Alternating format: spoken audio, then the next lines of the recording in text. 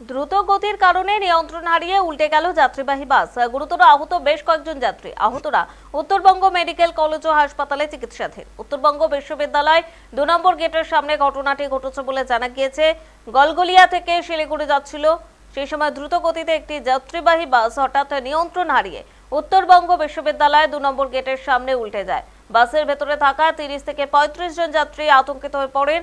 স্থানীয়রা যাত্রীদেরকে উদ্ধার করে। 2 জন যাত্রী গুরুতর আহত হয়েছেন বলেও জানা গিয়েছে। বেশ কয়েকজনের কোমর এবং মাথায় আঘাত লেগেছে বলেও জানা গিয়েছে। খবর পেয়ে ঘটনাস্থলে পৌঁছয় বাগডোগরা ট্রাফিক পুলিশ। খবর দেওয়া হয় মাটিগাড়া দমকলের ইঞ্জিন এবং রিকভারি ভ্যানকে। আর এই ঘটনায় ঘণ্টাখানেক যান চলাচল ব্যাহত হয়।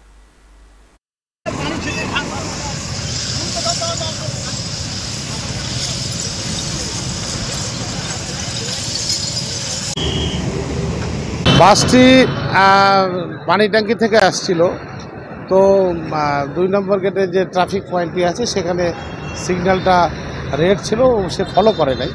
তো হঠাৎ সামনের গাড়িগুলো দাঁড়িয়ে যায়, তো সামনের গাড়িগুলোকেও বাঁচাতে গিয়ে পরপর 2বার ভ্যাকুম ব্রেক মারে।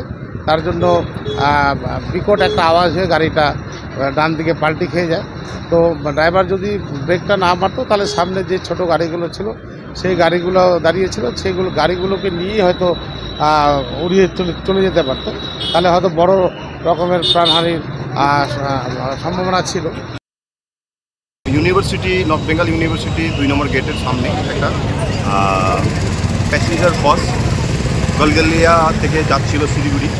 তো এই ট্রাফিকে 2 নম্বর ট্রাফিকে হঠাৎ ওভাররান করে নিয়ন্ত্রণ হারিয়ে রাস্তার উপরে পড়ে গেছে।